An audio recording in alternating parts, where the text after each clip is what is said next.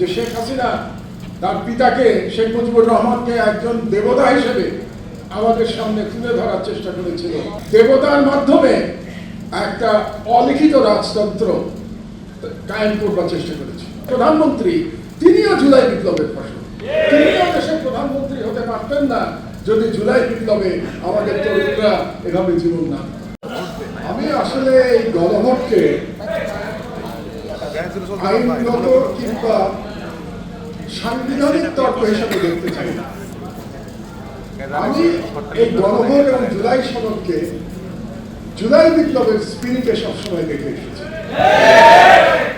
আপনারা জানেন যে বিপ্লবের আগে থেকে আমি এই বিপ্লবের স্বপ্ন দেখেছি এবং বিপ্লবের পর থেকে আমার বক্তব্য, আমার লেখায়, আমার কাজে কর্মে আমি বিপ্লবের স্পিরিটকে 100% ধারণ করবার চেষ্টা করেছি। এবং আপনাদের হয়তো স্মরণে থাকার কথা যে গণভোটের আগে থেকে আমি লেখা এবং বক্তব্যে হ্যাঁ ভোটের জন্য জনগণকে অনুপ্রাণিত করবার চেষ্টা করেছি। শুধু তাই না, যেদিন নির্বাচনে আমরা ভোট দিলাম 12ই ফেব্রুয়ারি, সেদিনও আমার টেলিভিশন বক্তব্যে আমি একটা কথাই বলেছি, আপনারা সবাই হ্যাঁ ভোটে সিলমান। এবং এই আবেদন আমার ছিল জনগণের প্রতি, কারণ জুলাই বিপ্লবকে যদি আমরা অস্বীকার করি তাহলেই আমরা গণভোটকে অস্বীকার করব।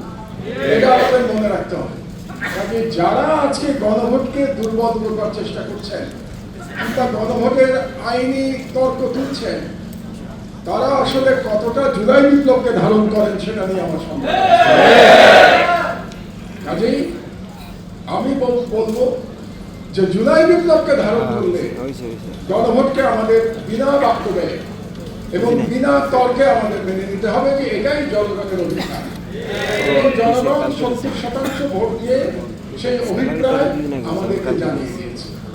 এবং যারা বিপ্লব করেছে আমাদের তরুণেরা, অনেকের ছবি আছে এখানে, অনেকের নাম আছে, মুগ্ধর ছবি দেখছি, আবু সাইদের নাম দেখছি, যারা শহীদ হয়েছে, জীবন দিয়ে গেছে, জীবন দিয়ে বিপ্লব করেছে, তাদের কিন্তু একটা দাবি ছিল যে রাষ্ট্র মেরামত করতে হবে। এটা যেন আমরা ভুলে না যাই।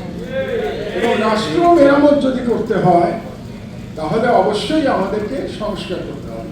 সেই সংস্কার সরকার পরিচালনায় করতে হবে, সেই সংস্কার সাংবিধানিকভাবেও আমাদের সেই সংস্কার করতে হবে। কাজে সেই সংস্কার নিয়ে আমরা কোনো তর্ক তুলতে পারব না।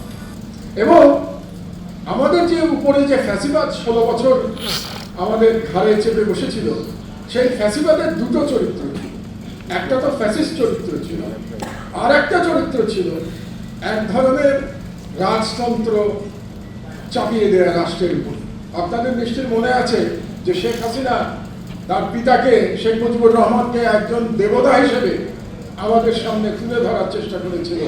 এবং সেই দেবতার মাধ্যমে একটা অলিখিত রাজতন্ত্র কায়েম করবার চেষ্টা করেছে। এবং তার বিরুদ্ধে আমাদের নাহিদরা, সার্জিসরা বিপ্লব করেছে। তাদের একটা স্লোগানের কথা আমরা যেন ভুলে না যাই। একটা গুরুত্বপূর্ণ স্লোগান ছিল সেই সময়, একটা স্লোগানের কথা আমরা আজকে শুনেছি, গোলামি না আজাদি, আজাদি আজাদি। আর একটা গুরুত্বপূর্ণ স্লোগান ছিল, দেশটা কারো বাপেন না। দেশটা কারো বাপেন না বলার অর্থই হচ্ছে যে এই দেশের মালিক জনগণ, এবং জনগণের ইচ্ছাতেই এই দেশ পরিচালিত হবে। এবং জনগণের ইচ্ছাতে যদি দেশ পরিচালিত হতে হয় তাহলে অবশ্যই গণভোটের রায় আমাদের সকলকে মেনে নিতে হবে। একইভাবে যিনি দেশের প্রধানমন্ত্রী তিনিও জুলাই বিপ্লবের ফসল। তিনিও দেশের প্রধানমন্ত্রী হতে পারতেন না যদি জুলাই বিপ্লবে আমাদের তরুণরা এভাবে জীবন না। কাজেই আমরা যারা এই জুলাই বিপ্লব নিয়ে প্রশ্ন তুলব, গণভোট নিয়ে প্রশ্ন তুলব, তারা আসলে আমাদের শহীদদের অবদানকে অস্বীকার করছি। এই ভুলটা যেন আমরা না করি। আমি বাংলাদেশের তরুণদের ব্যাপারে আশাবাদী। আপনারা জানেন যে মার্কিন যুক্তরাষ্ট্রে এখন একটা আন্দোলন হচ্ছে, যেটাকে তারা নাম দিয়েছে no kings movement. No kings movement মানে হলো প্রেসিডেন্ট ট্রাম্প যে মার্কিন যুক্তরাষ্ট্রে একজন স্বৈরাচারের মতো আচরণ করছেন, তার বিরুদ্ধে মার্কিন যুক্তরাষ্ট্রের জনগণ, নাগরিকেরা রাস্তায় নেমেছে নো কিংস মুভমেন্ট। আর আমাদের তরুণেরা জুলাই বিপ্লবের মধ্যে কিন্তু রাজতন্ত্র, ভুয়া রাজতন্ত্র খতম করে দিয়েছে। আমাদের তরুণদের প্রতি আমার প্রত্যাশা আছে, বাংলাদেশে যেই রাজা হওয়ার চেষ্টা করুন না কেন সেই চেষ্টা ফলপ্রসূ হবে না ইনশাআল্লাহ। আমাদের তরুণরা সেই চেষ্টা কাউকে ফলপ্রসূ হতে দেবে না। কাজেই আমি সকলকে বলবো, সকল রাজনৈতিক দলকে বলবো, সকল রাজনীতিবিদের প্রতি আহ্বান জানাবো যে আপনারা কোন রকম কুতর্ক তৈরি না করে গণভোটে যে জনগণের যে ইচ্ছা প্রতিফলিত হয়েছে সেই ইচ্ছা মেনে নিন। এবং দেশে দেশে সবার সাথে দ্য নিউজ।